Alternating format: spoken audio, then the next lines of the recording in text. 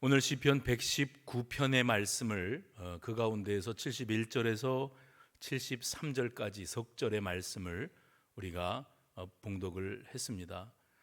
시편 119편은 성경 가운데에서 그 가장 긴 절수를 자랑하지요. 176절에 달합니다. 그런데 이 기나긴 119편 시편의 말씀 속에는 한결같이 한 가지를 말하고 있어요. 그것은 무엇인가 하면 하나님의 말씀이 나의 삶 가운데 어떤 역할을 하고 계시는가, 내가 내 인생의 걸음을 걸어가면서 여호와 하나님의 말씀을 내 삶의 지침으로 삼고 나아갈 때 여기에서 어떤 능력이 내게 임하는가 하는 것을 이 시편 119편은 노래하고 있습니다. 특별히 우리가 71절부터 본문을 봤습니다마는 1절부터 여기 오늘 본문에 이르기까지 계속해서 같은 말씀들이 반복되어지고 있는데, 그것은 무엇인가 하면 하나님의 말씀이 있기에 우리가 불의를 행하지 아니하고 우리 신앙의 걸음을 걸어가면서 곁길로 나가지 아니할 수 있게 되었습니다. 그러니까 말씀이 안전한 울타리가 되어서 우리가 하나님의 백성으로서의 본분을 망각하고 이 울타리 밖으로 넘어가지 않도록 우리를 안전하게 보호해 주고 있습니다. 이렇게 고백하고요. 또 하나님의 말씀은 내가 교만에 빠지지 아니하도록 늘 하나님의 자녀로서의 자기 정체성을 지키면서 나아갈 수 있도록 하시며, 동시에 세상 가운데 우리가 하나님의 자녀로 살면서 멸시를 당하거나 또 무시를 당하거나 비방의 대상이 되지 않도록 만들어주시는 방패와도 같습니다. 말씀은 나의 삶의 울타리가 되고 말씀은 내 인생의 방패가 됩니다. 동시에 하나님의 말씀은 내가 살아가면서 가끔 만나게 되어지는 영혼의 눌림 가운데에서도 내가 다시 재기하고 바로 설 수 있도록 만들어 주십니다 하고 말하고 있어요. 말씀이 버팀목이 되어 주시는 거예요.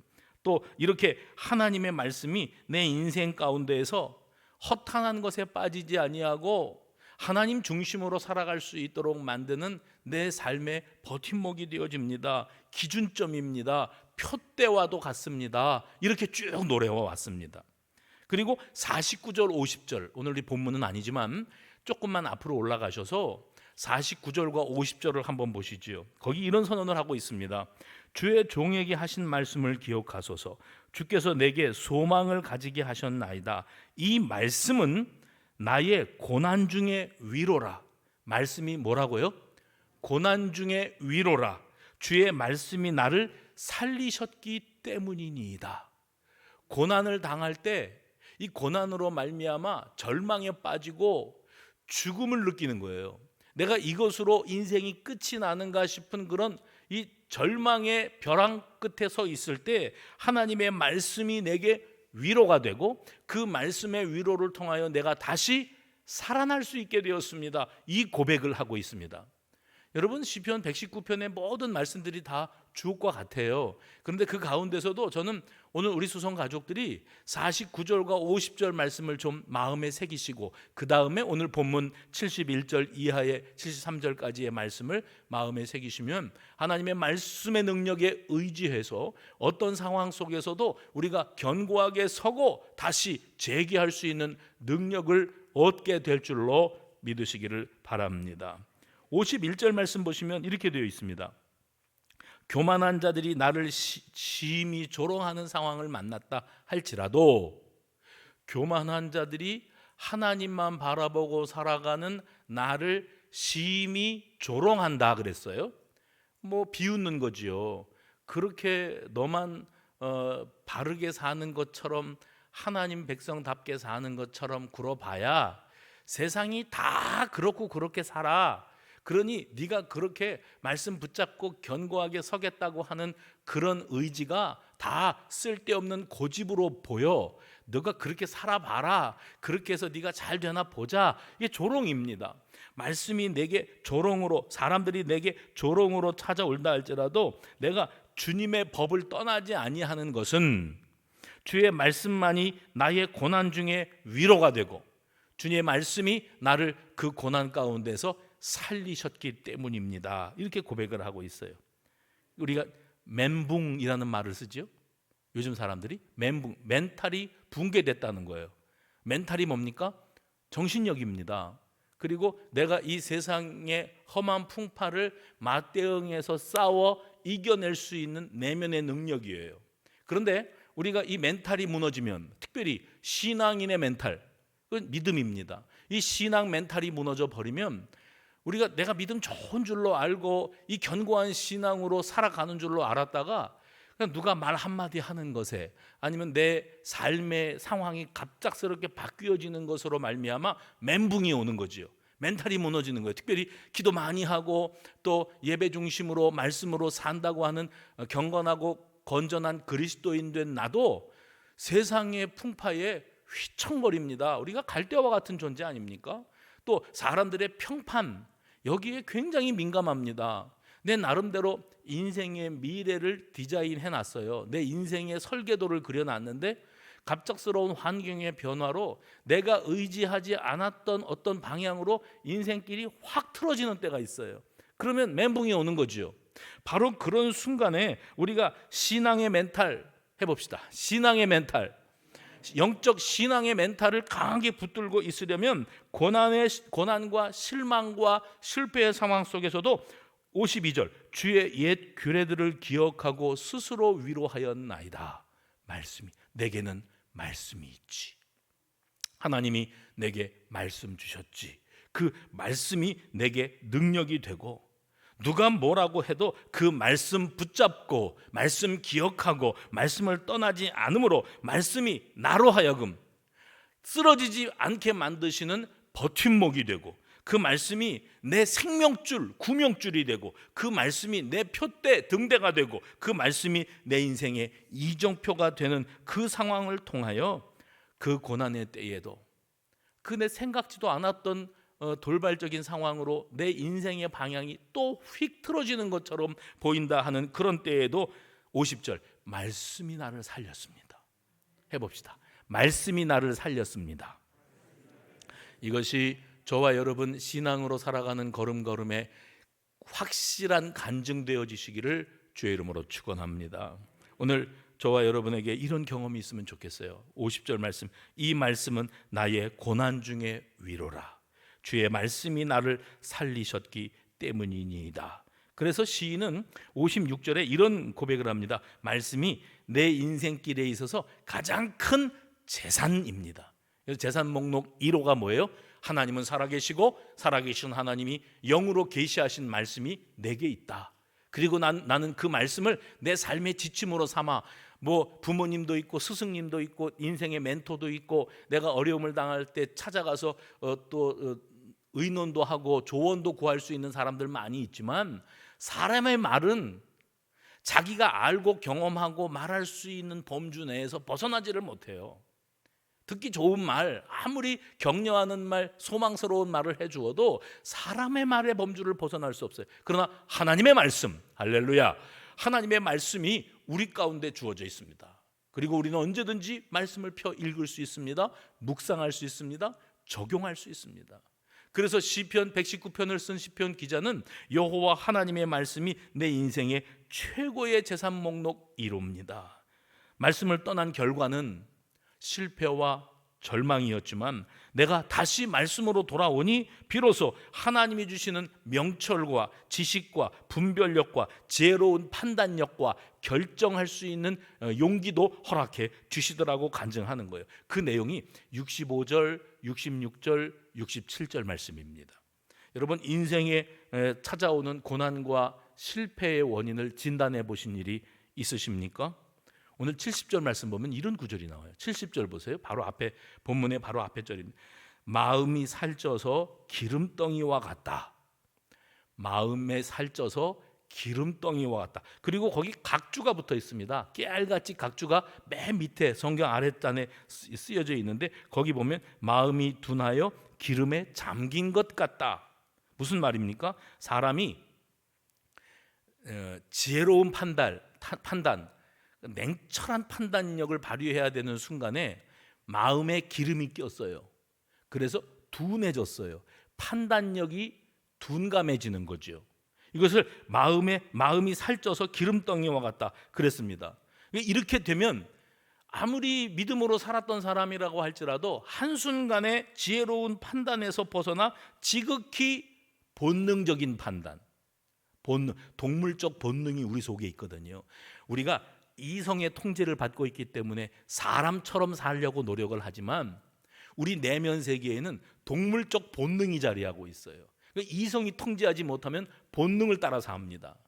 본능을 따라서 사는 사람들이 사고 저지르면 저 짐승만도 못한 인간, 이런 소리 듣는 거잖아요.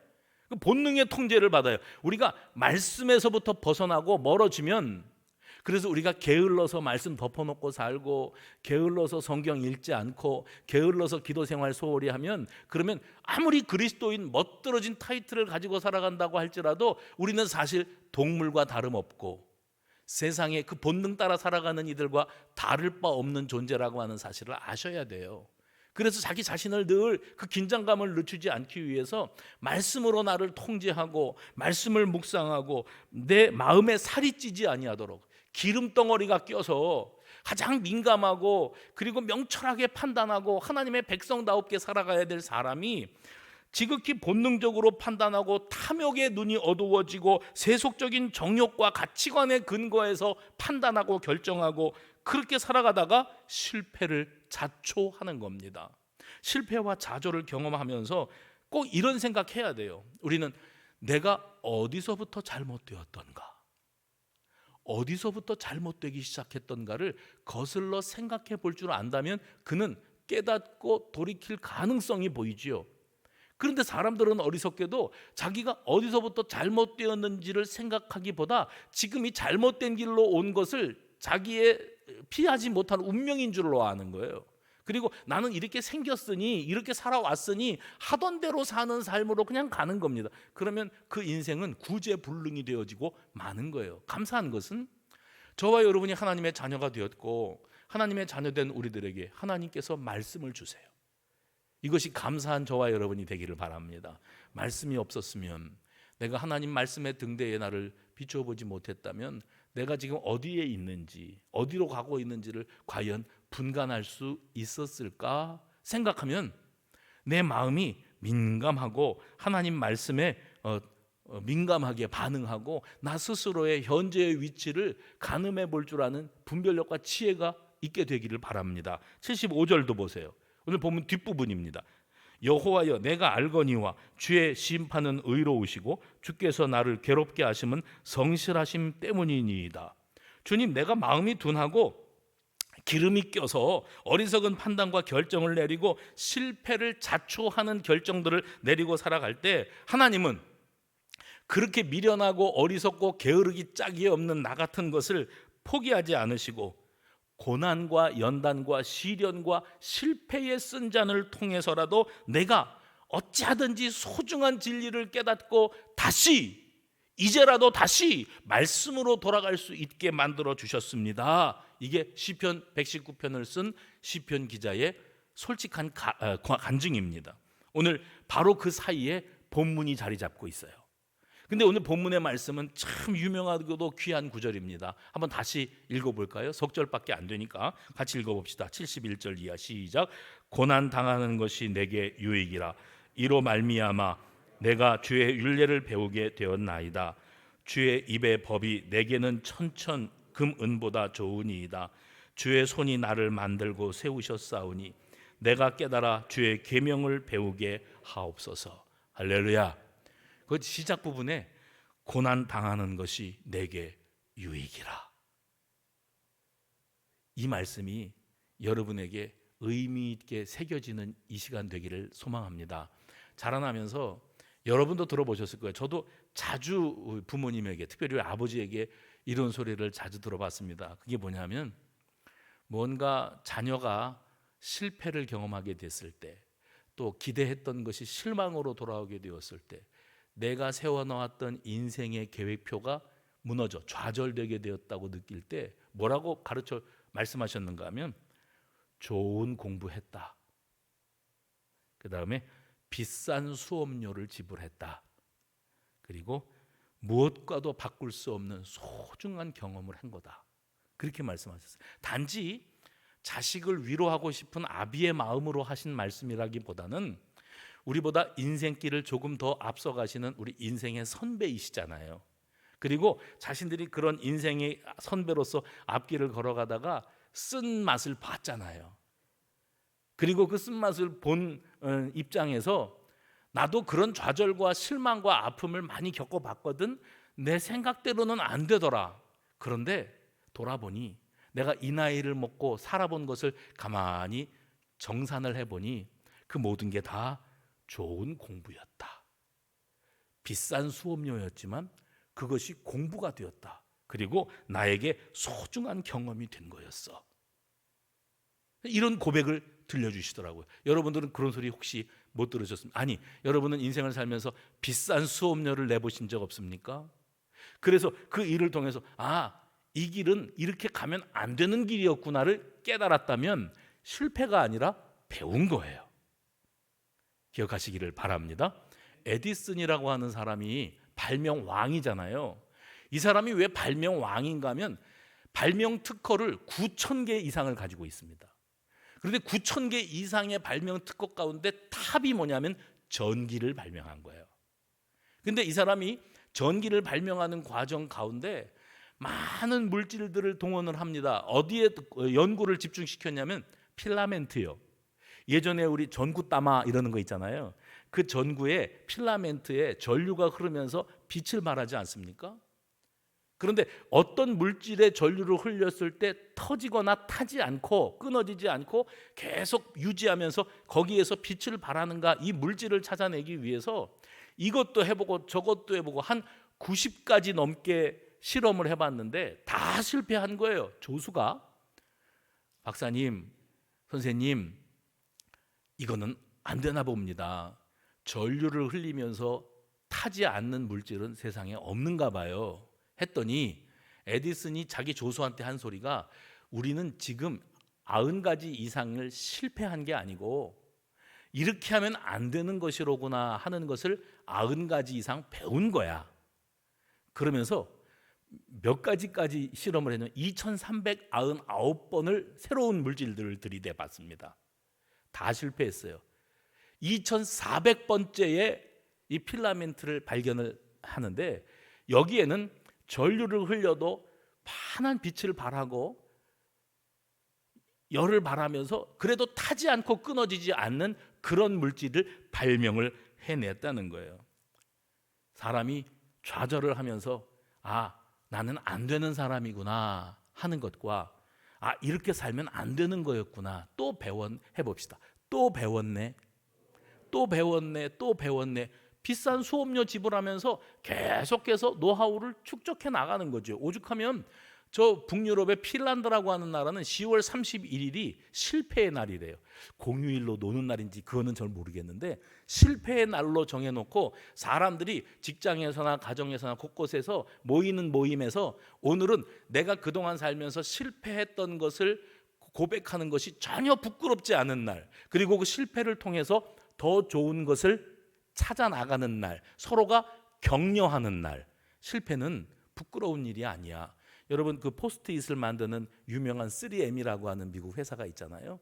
그 회사에는 어떤 부서가 있다고 제가 들었는가 하면 아예 이 제품을 개발하는 과정 가운데서 실패했던 것들만 따로 모아서 머리 좋은 사람들이 한 곳에 모여서 그것이 실패했던 원인이 무엇인가만을 연구하는 부서가 있대요. 그래서 그 회사가 세계적인 회사가 되었다는 그런 얘기도 들었습니다. 저 프랑스의 어떤 염색 공장에서는요, 일을 하던 여직공이 식탁보가 오염이 되었는데 그 오염된 식탁보를 두고 자기가 일을 하는 과정에서 이 기름이 담겨 있는 통을 이렇게 손으로 무심코 건드려서 이게 쓰러져서 오염되어 있는 식탁보로 기름이 흘렀어요. 안 그래도 오염되어 있는데 기름까지 묻었으니 이거 골치 아프게 생겼잖아요.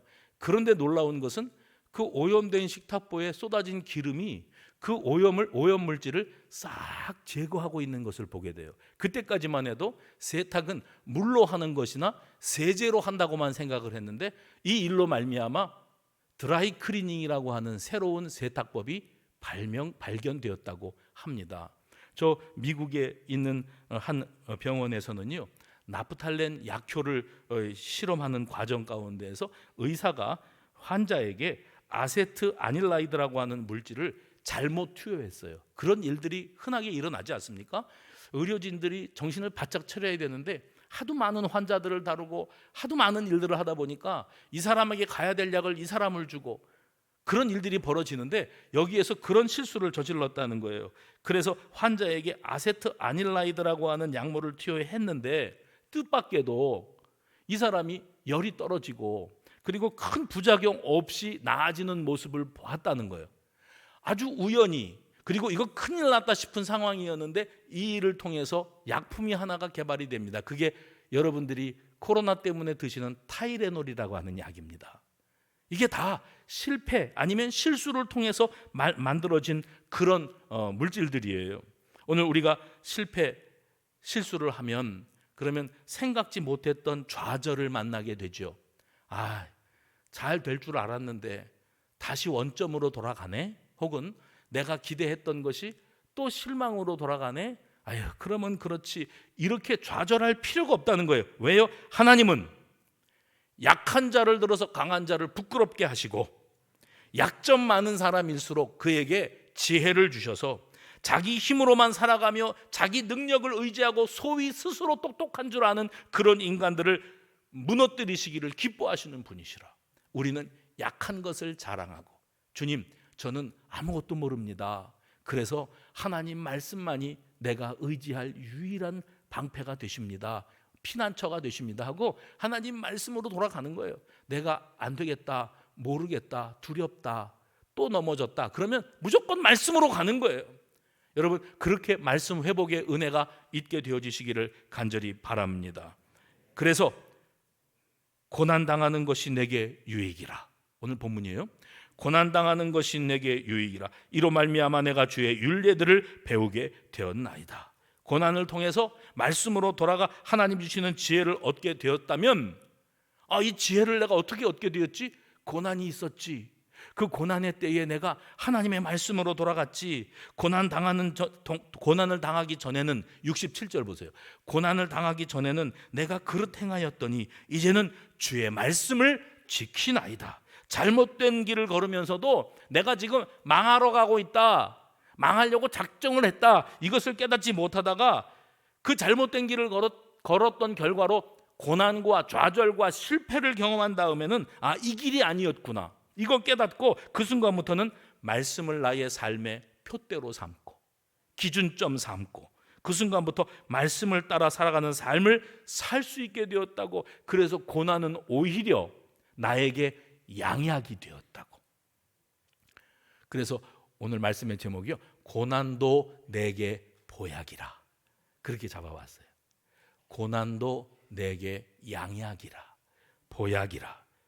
지금껏 살아온 지난 날들을 돌아보면서 내가 고난당했던 순간 아니면 생각지도 못했던 실패의 순간들을 경험했던 때를 생각해 보시기 바랍니다. 그때에 내가 그 쓴 잔을 받아들고 하나님께로, 하나님의 말씀으로 돌아올 수 있었다면 그 실패는 오히려 내게 보약이 되었던 거예요.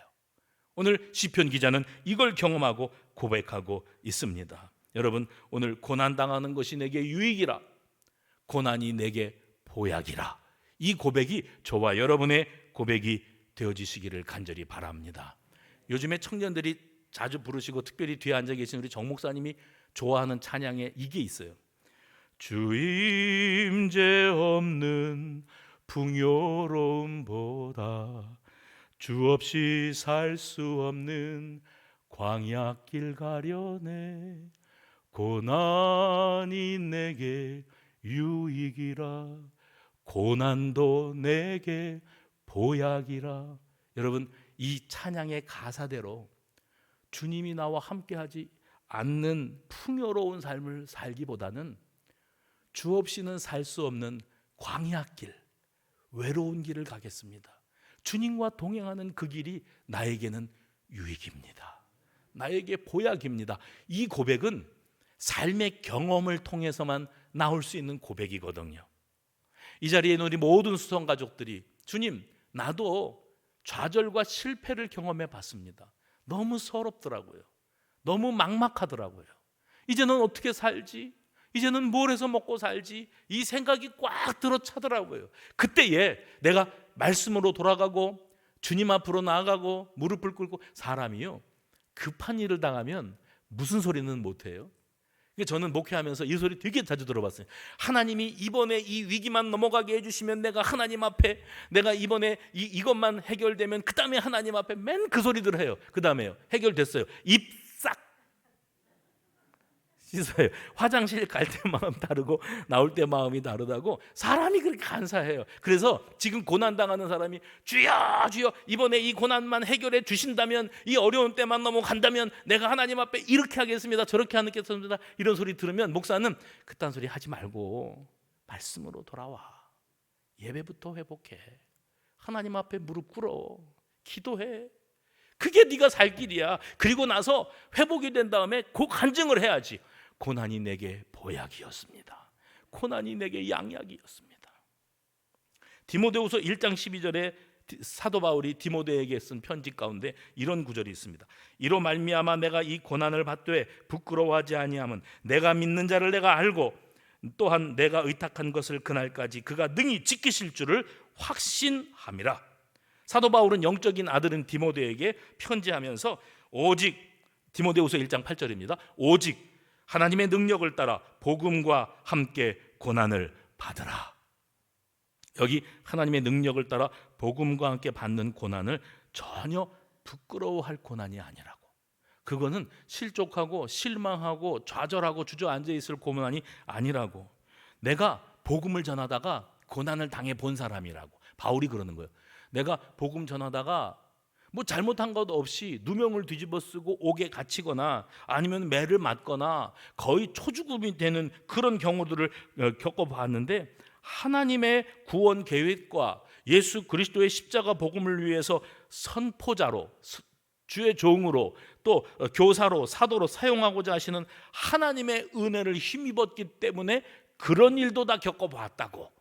이게 바울의 솔직한 고백이었습니다. 그래서 디모데후서 1장 12절 말씀에서 이런 표현을 써요. 내가 또 이 고난을 받되 부끄러워하지 아니함은 내가 믿는 자를 내가 알고 또한 내가 의탁한 것을 그날까지 그가 능히 지키실 것을 확신하고 있기 때문입니다.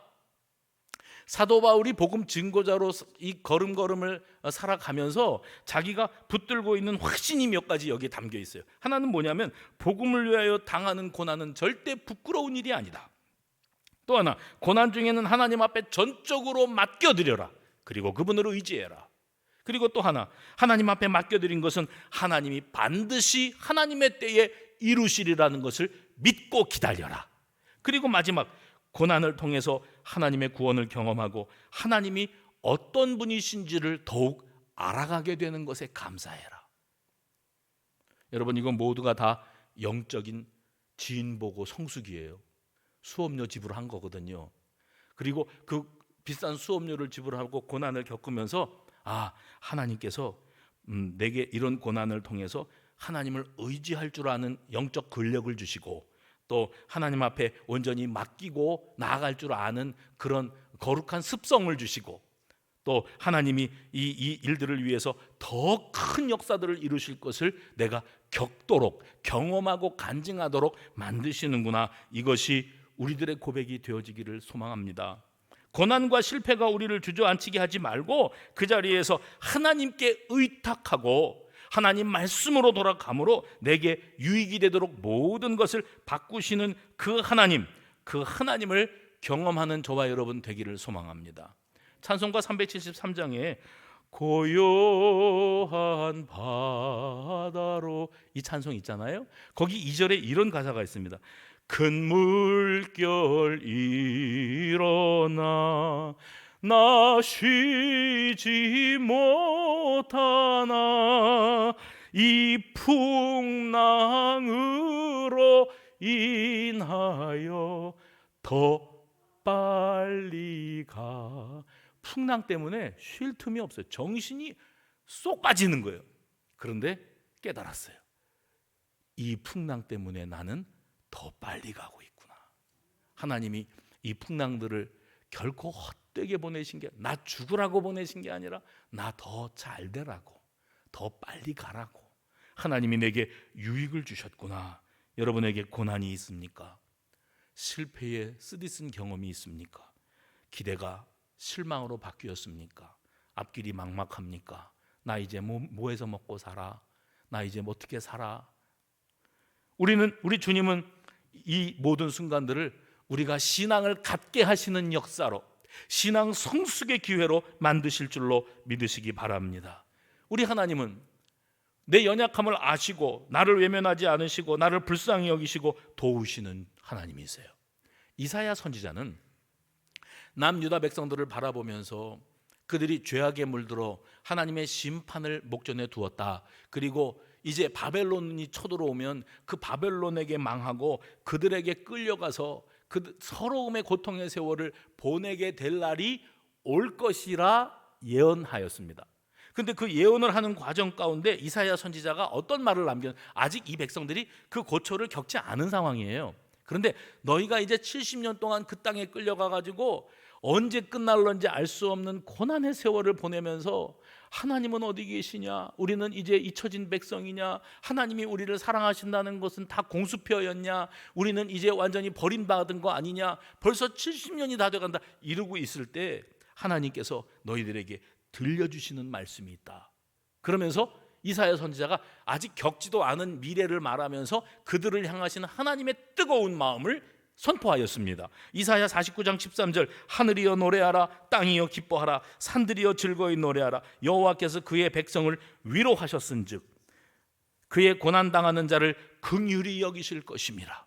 너희들 하나님 앞에 버림받은 것 같고 막막한 그런 세월을 보낼 때 하나님이 너희들을 불쌍히 여기시고 사랑하시고 위로하시기를 원하신다는 것만 잊지 말고 붙들어라.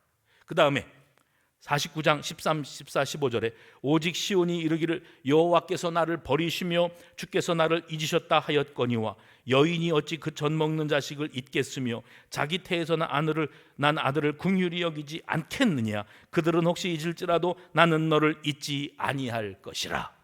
여기 역설적인 표현을 쓰면서 강조하시는 게 있어요. 여러분 국어 시간에 졸지 않으셨으면 선생님이 분명히 이렇게 말씀하셨을 거예요. 여러분 여기 여인이 그 젖 먹는 자식을 어찌 잊겠으며, 이 말은 잊는다는 겁니까? 절대 못 잊는다는 겁니까? 이걸 물어보셨을 거예요. 혹시 자기 태에서 난 아들을 긍휼히 여기지 않겠느냐? 긍휼히 여기지 않겠느냐? 이 말은 않겠다는 거예요. 긍휼히 여긴다는 거예요. 긍휼히 여기시고 절대 잊을 수 없다는 것을 강조하기 위해서 이런 표현을 쓴 겁니다. 그들은 혹시 잊을지라도, 누가 잊어요? 어미가 자기가 산통을 겪으며 낳아놓은 아들, 딸을 잊을 수 있어요? 절대 잊지 못합니다. 그래서 이번에 그 유퀴즈 프로그램 보다가 그 어린 자식을 잃어버렸어요. 30년 40년 지났는데 모든 생업을 포기하고 그 자식 찾아 헤매이는 부모들의 이야기가 나오는데 먹먹해지더라니까요. 포기할 수 없어요. 절대 잊을 수 없어요. 내가 눈을 감는 마지막 호흡이 닿는 그날까지 그 자식을 잊을 수가 없어요. 그 마음이 누구 마음이래요? 사람은 자식을 잊을 수 없잖아. 근데 사람이 워낙 독해서, 그래서 자기가 난 자식을 외면하고 있는 인간이 있을지는 모르겠어. 그런데 나 여호와는 절대 너희를 버리지도 않고 잊지도 못한다. 이게 내 사랑의 방식이야. 그래서 제가 주일날 말씀을 증거하다가 이런 제목의 설교를 했던 기억이 있습니다. 하나님의 사랑의 계산법, 또 하나님의 무조건적인 은혜의 계산법. 여러분 하나님의 사랑의 계산법, 무조건적 은혜의 계산법을 믿으셔야 됩니다. 그 사랑의 계산법으로 말미암아서 죄 많은 우리를 살리시기 위하여 아무 흠도 티도 없고 죄도 없으신 우리 주 예수 그리스도를 십자가의 대속 제물로 내어주신 분이 우리를 사랑하시는 하나님의 사랑이에요. 그 사랑을 우리에게 보여주신 다음에 너희들 이사야서는 읽어봤냐? 부모가 어찌 자기 태에서 난 자식을 긍휼히 여기지 않겠니? 혹시 그 자식을 잊는 부모가 있다 할지라도 나는 너희를 결코 잊지 아니할 것이라. 그러면서 내가 너를 내 손바닥에 새겼다. 내가 너를 포기할 수가 없어. 이게 지금 이 자리에 있는 우리 모두를 향하신 하나님의 진심임을 믿으시기를 바랍니다. 지금 이 순간 우리가 사연이 있잖아요. 여러분 한 사람 한 사람이 다 소설책입니다. 그러니까 여러분들이 살아온 인생길이 있고 사연이 있잖아요. 그 모든 것을 다 하나님 앞에 내어놓는 거예요. 그 사연의 대부분은 뭐냐면 내가 어리석었어, 내가 게을렀어, 내가 실패했었어, 내가 바보 같은 선택과 결정을 한 적이 있었어. 이 모든 것들을 다 아뢰세요. 그게 바로 뭐냐면 그 고난과 실패를 통하여 내가 주님을 만나는 시간인 거예요.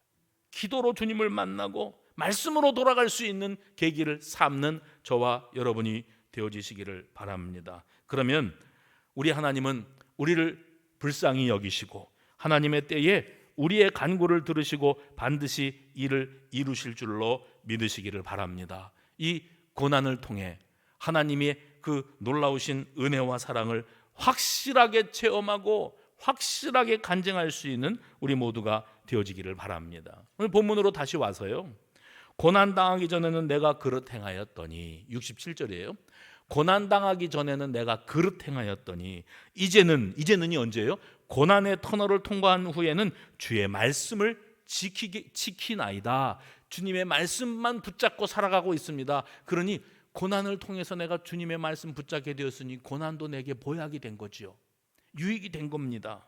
이 경험을 통해서 나는 이 고난이라고 하는 경험을 겪기 이전에 나와 그 이후에 나는 확연히 다른 사람이 되었습니다. 왜냐하면 이 일로 말미암아 내가 말씀을 대하는 태도가 달라졌고 말씀을 듣는, 말씀을 받아들이는 자세가 달라졌고 그리고 이 말씀을 지켜 행하고자 하는 그 열정이 새로워졌기 때문입니다. 그래서 이렇게 고백해요. 고난당하는 것이 내게 유익이라. 이로 말미암아 내가 주의 율례들을 배우게 되었나이다. 사도 바울은 고린도후서 1장에서 자기가 얼마나 심한 고난을 겪었는지를 간증하고 있습니다. 힘에 겹도록 고린도후서 1장 8절 9절이에요. 힘에 겹도록 심한 고난을 당하여 살 소망까지 끊어지고 스스로 사형 선고를 받았다고 여길 정도가 되었었다. 쉽게 표현하면 나는 이제 끝났다. 근데 이렇게 죽는 것이로구나 하였어요. 그때 그 상황을 그가 해석합니다. 내가 그때 그런 벼랑 끝의 상황을 경험했는데 이런 일들을 겪게 하신 것은 이는 우리를 의지하지 말고 오직 죽은 자를 다시 살리시는 하나님만을 의지하게 하려 하심이라. 이게 바울의 해석이에요. 벼랑 끝에 서 있는 자신이 내리는 해석이에요. 벼랑 끝에 쓰면 굴러 떨어지는 것밖에 남지 않았잖아요. 죽는 것 이외에 아무것도 선택의 여지가 없습니다. 내가 할 수 있는 게 아무것도 없는 상황 속에서 이렇게 만들어 놓으신, 나를 이 벼랑 끝에 세워 놓으신 이유는 하나님만을 의지하고 세상을 의지하지 말고 살아가라고 하시는 하나님의 뜻이었다고 깨달았대요. 또 한 가지, 그가 질병의 고통을 겪을 때가 있었어요. 육체의 가시라 이렇게 이름을 붙여놓고 내가 이 육체의 가시를 거두어 가시기를 3번이나 기도했, 작정 기도한 겁니다. 작정 기도를 한 거예요. 아마 금식 기도도 했을 거예요. 그리고 하나님 앞에 결사각오로 매달렸을 거예요. 주여 주시옵소서, 해결해 주옵소서, 살려 주옵소서 하고 매달렸어요. 그런데 하나님께서 어떤 대답을 주셨다고요? 내 은혜가 내게 족하도다. 이게 뭐예요? 응답 받았어요. 거절 응답. 아니 나는 네가 해달라는 대로 해줄 생각이 없는 걸. 이런 대답을 받았어요. 해석합니다. 앞에서도 자기가 겪는 일들을 해석했던 바울이 이 일들을 두고 해석해요. 그리고 그가 내린 결론이 뭐였어요? 여러 계시를 받은 것이 지극히 크므로 너무 자만하지 않게 하시려고, 나를 하나님이 나 자만하지 않게 하시려고, 또 나를 쳐서 너무 자만하지 않게 하려 하심이라. 2번이나 내가 남다르거든, 내가 좀 특별한 은혜를 받았거든, 계시를 받았는데 사람들은 본 적이 없는 것들을 내가 봤어. 근데 이것 때문에 내가 어깨가 으쓱하고 교만해서 목에 힘이 들어갈까 봐 하나님이 나를 지그시 눌러 놓으셨어. 제가 자주 사용하는 표현입니다. 한 번만 더 써먹겠습니다. 김장 담글 때 배추를 우리 서울 사람들은 절인다, 저기 아랫역 사람들은 절군다 이렇게 표현하더라고요. 배추를 절여요, 절구어요. 배추가 김치가 되는 데 있어서 제일 첫 번째 단계가 절여지는 거예요. 절여지려면 이것을 소금을 뿌려서 한숨을 죽여야 됩니다. 한숨이 죽어야 배추가 김치가 되지. 이 한숨 죽지 않은 것은 겉절이라. 저는 목회하면서 겉절이들을 많이 봤어요. 겉절이. 아, 신앙생활을 교양 과목으로 했구나. 은혜는 받은 적이 없고 흉내만 내는 겉절이도 맛은 있어요. 진정한 김치는 아니에요. 한숨 죽어야 발효가 되고 시원하고 새콤하고 아삭한 그런 김장이 되어지지 않습니까? 우리 신앙생활이 내가 살아서. 그러니까 하나님이 너 살아서는 네가 하나님의 사람으로 살 수 없어. 네 잘난 것을 내세워서는 아무것도 될 수 없어. 너는 은혜만 바라봐야 돼. 은혜 없이는 살 수 없는 존재임을 스스로 온몸으로 체득해야 돼. 그게 신앙이 들어가는 과정이야. 나 똑똑하고 나 능력 있고 나 실력 있는 것만 앞세우고서 하나님을 믿으니 내 주먹을 믿는다고 어떤 과거에 누군가가 그랬다는데 너는 네 머리를 믿냐? 네 학벌을 믿냐? 네 수완을 믿냐? 네 인맥을 믿냐? 네 자식을 믿어? 네 머릿속에 든 거, 네 육신에 건강한 거 그거 믿어? 아직도 멀었구나. 너는 겉절이구나. 이제 한숨이 죽어야 돼. 그게 뭐예요? 지그시 눌러놓으시는 거예요. 고난이 내게 유익이라. 고난도 내게 보약이라. 오늘 주님이 지금 이 자리에 앉아있는 저와 여러분, 이 메시지를 보고 계시는 모든 분들에게 들려주시는 생생한 음성으로 받으시기를 주의 이름으로 축원합니다. 기도합니다. 하나님,